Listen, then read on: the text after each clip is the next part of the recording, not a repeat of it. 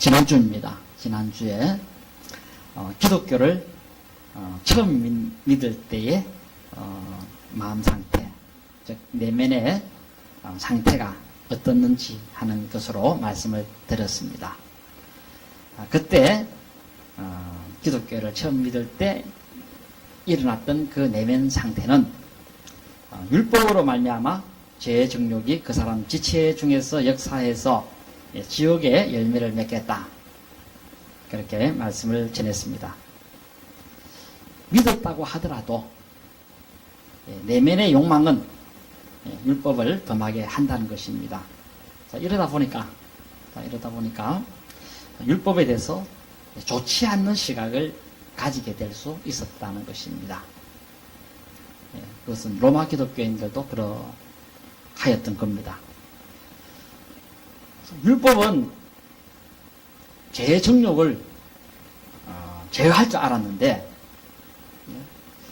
인간의 내면의 욕망을 율법은 좀 제어를 해서 우리로 하여금 죄를 범치 않도록 만드는 그런 역할을 하는 줄 알았는데 도리어 율법을 범하게 만들므로써 지옥 가도록 만들어버리는, 인간을 파멸로 몰아넣고 악으로 몰아넣는 이런 역할을 하니까, 그러면 이런 법을 왜 하나님은 우리에게 주셨나?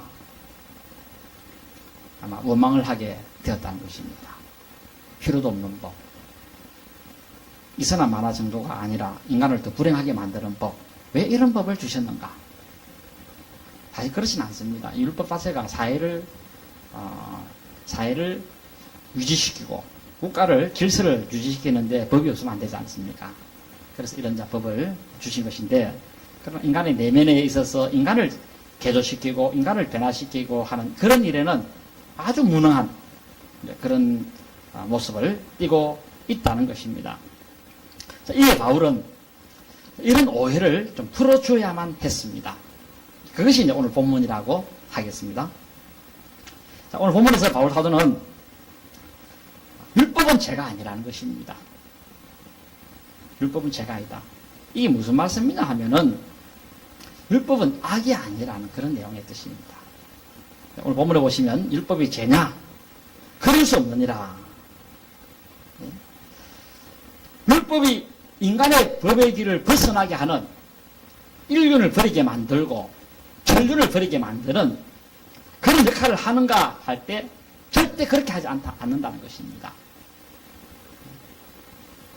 좀 더 설명을 드리면, 하나님이 주신 이 법이 인간으로 하여금 타락되게 만들어버리고, 그리고 도덕을 벗어나게 만들어서 인간관계를 파괴하게 만들고, 그리고 인간 사회를 파괴하고, 또한 인간의 성품을 파괴하고 해롭게 하는 그런 악한 것인가 할 때 하나님의 법은 그렇게 하지 않는다는 것입니다. 그럴 수 없느니라. 그렇게 안 한다. 그 말입니다. 그러면 그게 아니라면 뭐냐 할 때, 그것은 율법은 인륜을 벗어나게 하는 그런 역할을 하는 것이 아니라 도리어 율법은 아주 유익한 역할을 한다는 것입니다. 유익한 역할. 바로 그 역할 중 하나는 바로 죄를 알게 하는 역할을 한다 하고 그렇게 설명하고 있습니다. 알려주고 있다. 그래 보시면 되겠습니다. 죄를 알게 하는 그런 역할을 한다. 7절 하반절에 보시면 율법은 죄를 알게 한다 하고 그렇게 하고 있습니다. 율법으로 말미암지 않고는 내가 죄를 알지 못하였다. 이 말은 곧 죄를 알게 한다 하는 그런 의미의 뜻이 되겠습니다. 근데 바울 사도는 자신은 율법을 통해서 죄에 대해서 아는 것이 있었다고 하고 있습니다. 사실 그렇습니다. 바울은 율법을 통해서 악한 것이 무엇인가 하는 것을 알게 되었다는 것입니다. 여기에 대한 설명이 7절 바로 하반절입니다. 하반절에 설명을 쭉 하고 있습니다. 하고 있는데 7절 하반절에 사도 바울은 이렇게 말합니다. 율법이 탐내지 말라 하지 아니하였더라면 자신은 탐심이 악인지 알지 못했을 것이다. 그렇게 밝히고 있습니다. 밝히고 있는 거. 바울은 하나님에 대한 믿음을 가지고 있었고 좋은 양심을 가지고 있었던 것은 사실입니다. 그런데 이렇게 분별력이 있는 사람임에도 불구하고 이렇게 지성인임에도 불구하고 한때는 사람 속에 내면에 있는 그 탐욕, 그 탐욕이 악이라고 생각해 본 적이 없었다는 것입니다. 오늘날도 이런 경우들이 있습니다. 교회를 다니고 예수님을 믿어도 탐욕이 무슨 죄냐? 탐욕은 인간 내면의 본성에 있는 본성이지 그건 죄가 아니다. 이렇게 이제 생각하는 경우들이 있습니다. 이게 무슨 악이냐? 내 마음속에 가지고 있는 그 탐욕이 뭘 파괴하고 없애고 폭파하고 하느냐? 아니지 않느냐? 그렇게 이제 생각하는 분이 있을 것입니다만은 그런데 하나님께서는 이것이 악이다. 탐심은 악이다. 그렇게 정의를 하고 있습니다. 그래서 악이기 때문에 탐심을 가지지 말 것에 대해서 하나님은 지시를 하셨습니다. 다른 말로 하면 명령했다라는 것입니다. 바울은 이 탐심이 악이라는 것을 어떻게 알게 되었는가 할 때 그것은 자기는 처음에 아닌 줄 알았습니다. 그런데 하나님의 법을 보고서 알게 되었다라는 것입니다. 7절 중반절에 보세요. 앞서 제가 언급해드렸습니다만은 내가 율법으로 말미암지 않고는 죄를 알지 못하였을 것이다. 그랬습니다. 여기 바울이 자기 경험 하나를 이야기하면서 그렇게 밝히고 있습니다. 자신은 탐심이 죄인 줄을 몰랐던 때가 있었다는 것입니다. 살인이라든지 혹은 간음이라든지 도둑질이라든지 거짓 증거라든지 안식일을 범하는 것이라든지 우상 숭배하는 것이라든지 이런 것들은 죄라는 걸 알았습니다. 이런 짓을 하는 자는 악당이고 못된 인간이다, 나쁜 인간이다 알았습니다. 그런데 탐하는 마음을 가지는 것은 악인 줄을 몰랐다는 것입니다. 한때 그것도. 그런데 하나님의 법을 쭉 읽어보는 중에 탐심이라고 하는 이것이 악인 줄 비로소 그때 알았다라는 것입니다. 하나님 법을 안 읽어봤으면 몰랐을 건데 하나님의 법을 읽어보는 바람에 만약이지만은 바울이 성경을 멀리하고 탐심을 가지지 그 탐심이라고 하는 이 계명을 몰랐다고 한다면은 아마 죄책감을 못 느끼고 계속해서 살 뿐 한 사람이었다는 것입니다. 그런데 이게 악인지 어떻게 알게 되었는가 하면 율법을 보니까 하나님의 법을 보니까 이게 악이었구나 하는 것을 알게 되었다는 것입니다. 그 십계명 그 마지막에 그 10번째 계명을 보면 하나님께서 탐내지 말라 그랬습니다. 탐내지 마라. 거기 탐내지 말라 하는 이 단어는 헬라어로는 에피데미아라는 말입니다. 에피데미아라는 말인데 이것은 금지된 것에 대한 욕망을 두고 말합니다. 금지된 것에 대한 욕망. 하나 욕심. 그 다음에 정욕. 그 다음에 성적 욕망. 이런 것을 두고 말합니다. 성적 욕망. 이게 탐심이란 뭐냐 할 때 그것은 하나님께서 허락하지 않는 것에 대해서 누리고자 하는 마음. 탐심이란 뭐냐? 하나님께서 허락하지 않는 것에 대해서 누리고자 하는 마음을 두고 말합니다. 하나님이 허락하지 않는 것에 대해서 마음에 두고 그것을 생각하고 마음에 품고 하는 그것을 두고 말한다고 하겠습니다. 그래서 십계명 중 제일 마지막 계명에 보면 하나님께서 그렇게 지시를 한 것이 있습니다. 신명기 그 5장 21절에 보시면 그렇게 지시합니다. 거기 보면 이렇게 기록되어 있기를 내 이웃의 아내를 탐내지 말지니라. 내 이웃의 집이나 그의 밭이나 그의 남종이나 그의 여종이나 그의 소나 그의 낙이나 내 이웃의 모든 소유를 탐하지 말지니라 그랬습니다. 여기 탐하다 하는 단어의 의미는 뭐냐면 내가 가지고 싶다 하는 마음을 품는 것, 그걸 탐하다 하는 그런 의미입니다. 탐심. 예. 내가 무엇을 가지고 싶어 한다. 내가 저 사람을 좀 가지고 싶다. 내가 저 종을 우리 종으로 좀 삼았으면 좋겠다. 단순한 마음, 단순한 생각입니다. 그냥 뺏어오건 아닙니다. 생각만 했다 그러면. 내가 저 아무개가 가지고 있는 저 말을 내가 좀 소유하고 싶고, 그래서 저 말을 타고 내가 좀 들판을 달리고 싶은 그런 하나의 마음, 그런 생각이 든다. 이게 바로 악이라는 것입니다. 직접 그 집에 가서 칼 들고 혹은 주먹으로 그 사람의 소유를 빼앗고, 그리고 가지는 그것 자체만이 악이 아니라는 것입니다. 행동으로 액션 취하는 그 자체만이 악이 아니라는 것입니다. 그러면 이제 그런 반문을 할 겁니다. 어떤 반문을 할 거냐 하면, 이런 마음을 먹는 것도 악이냐? 이런 생각 하나 하는 것도 악이냐? 아무 행동 취한 것도 없지 않느냐? 무슨 악이냐 할 수 있을 겁니다. 내 머리 가지고 내가 생각하는데 이게 무슨 악이냐? 남에게 내가 피해준 것도 없고, 남의 어떤 그런 가정을 내가 파괴한 것도 없고, 그런데 이게 무슨 악이냐? 그렇게 할 수 있습니다만은 이건 뭘 좀 잘 모르고 하는 소리다. 그렇게 보시면 되겠습니다. 왜 탐심이 악이냐 하면, 그 첫째는 우리 하나님은 사람의 행동만 보는 분이 아니고 마음을 보시는 분이기 때문에 그렇습니다. 하나님께서는 사람이 무슨 생각을 가지고 있는지, 어떤 마음을 품고 있는지 다 그걸 보십니다. 보시고 어떤 사람에 대해서는 기분을 흡족하게 생각하는 경우도 있기도 하지만, 어떤 경우에는 하나님이 그 마음을 보시고는 아주 불쾌하게 생각하는 그런 경우들이 있기도 합니다.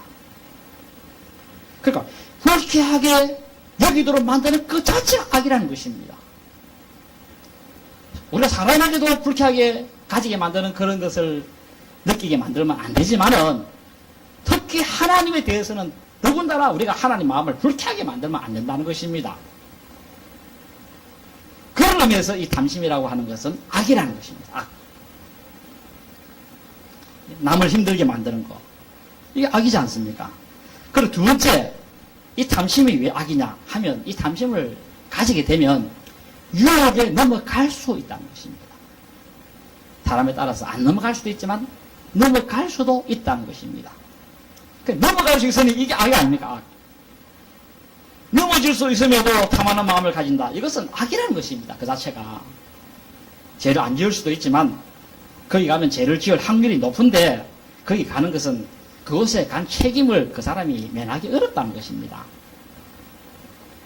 사람은 그렇다는 것입니다. 사람은 약한 욕망을 계속 마음속에 품고 앉아 있으면 어느 순간에 행동으로 옮기게 되고 그 바람에 망한다는 것입니다. 망하게 되어지면 가족들이 힘들어지죠. 그 이웃들이 힘들어지죠. 다 이렇게 해서 피해를 끼치기 때문에, 이게 인간관계를 파괴하고 인간관계의 질서를 무너뜨리고 하기 때문에 이게 악이라는 것입니다.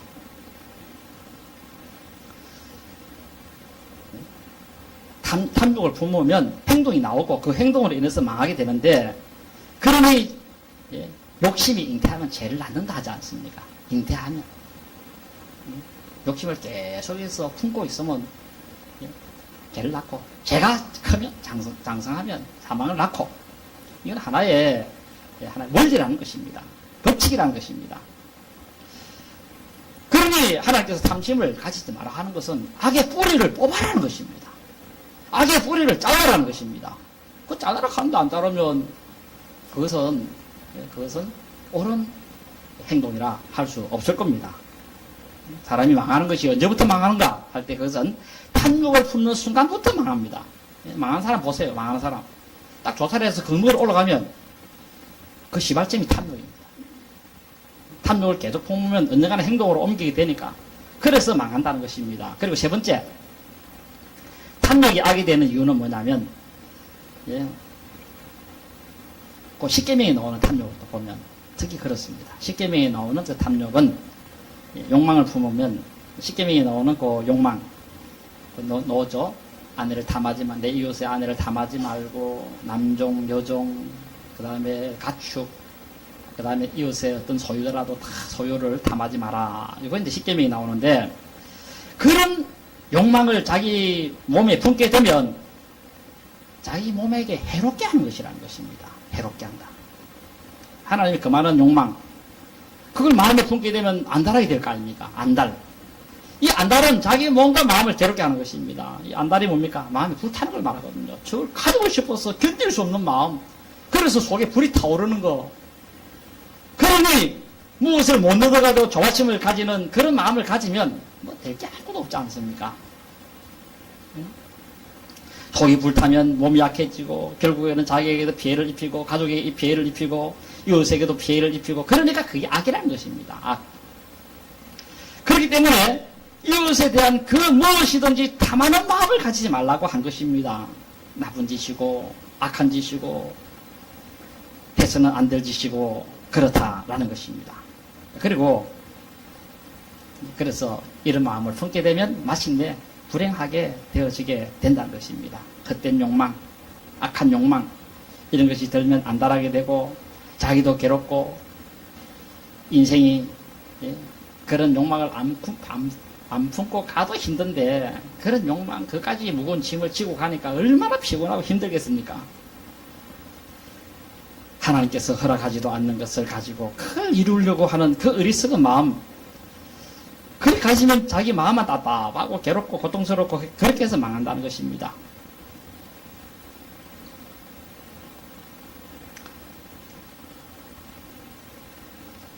자, 이처럼 자신이 망하게 하니 이게 악이라는 것입니다.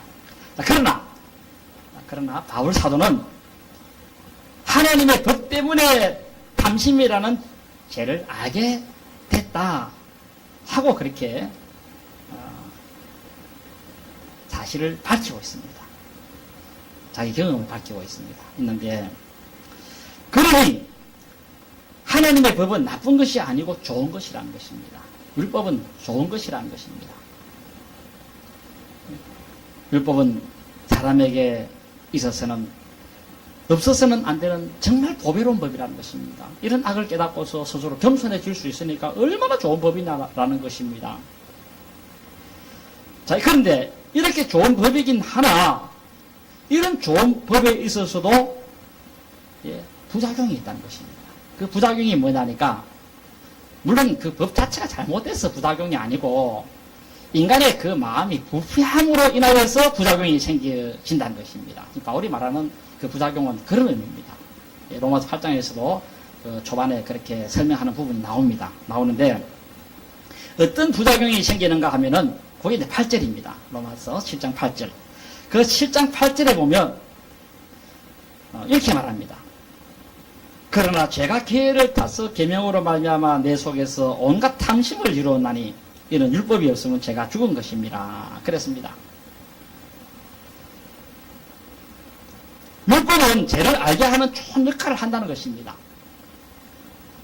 그러나 율법으로 죄가 기회를 타는 그런 역할도 한다는 것입니다. 여기 기회를 탄다는 이 말의 내용의 의미는 아마 크게 두 가지로 보면 되겠습니다. 두 가지로 보면 되는데 그 첫째는 우리 그 대정개혁처럼 제가 기회를 탄다 이렇게 이제 해석을 할 수 있고 또 하나는 제가 핑계를 댄다 하는 그런 의미도 있습니다. 이게 기회를 탄다 하는 의미가 두 가지로 볼 수 있습니다. 그래서 요 혼자 두 가지인데 요 두 가지는 조금 내용이 길어서 이 시간 다 말씀드리기 어렵습니다. 그래서 다음 주 제가 여러분들에게 제가 기회를 타고 그리고 제가 핑계를 댄다는 요것은 다음 주로 제가 말씀을 좀 드리도록 하겠습니다. 그래서 율법은 잘못된 법이 아니라는 것입니다. 사회를 지탱하고 국가 질서를 세우고 뭘 하느냐? 법으로 한다는 것입니다. 그리고 법이 없으면 어떻게 국가가 존속될 수 있느냐. 그러니까 율법이 얼마나 좋은 것이냐. 그러나 사람의 육신이 약하다 보니까 부작용도 있다는 것입니다. 예, 문제는 그렇다고 해서 그것이 하나님께 있는 것이 아니라 사람에게 있다는 것입니다. 우리가 이것을 잘 기억하시고 주님이 주신 율법을 소중하게 생각하고 많이 읽으시기 바랍니다. 예, 누가 겸손하게 되었느냐. 모세율법을 많이 읽은 사람입니다. 모세율법을 많이 읽은 사람들이 그것을 잘 아는 사람이 참 겸손하게 되어집니다. 왜냐하면 모세율법을 읽어보면 정말 내가 이런 어떤 잘못을 범했구나. 저런 잘못을 범했구나. 그래서 바울 사도가 그 십계명에 나오는 마지막 계명, 그 탐심이라고 하는 그걸 딱 깨닫고 나서부터 바울이 꼬꾸라지지 않습니까? 그래서 그가 마지막 한 고백이 뭡니까? 아이고 나는 비참한 자로다. 공고한 자로다. 이 사망의 몸에서 누가 나를 건져내라. 내 속에 있는 이 육신에서 끊임없이 내면에 일어나는 이 욕망을 제어할 길이 없는데 여기서부터 건져낼 누가 나를 건져내 주겠냐 하면서 그렇게 고백한 것도 율법 때문에 그렇습니다. 여러분 우리가 율법을 잘 알면 정말 겸손한 사람 될 수밖에 없습니다. 지주의 뜻이 일할 수밖에 없습니다. 우리 오늘 이 사실을 다시 한번 기억하면서 하나님의 율법을 하나님 이렇게 하는 목적으로 주셨다는 것을 기억하시고 그래서 이 율법을 읽으면서 많은 은혜를 받으시기를 진심으로 바랍니다.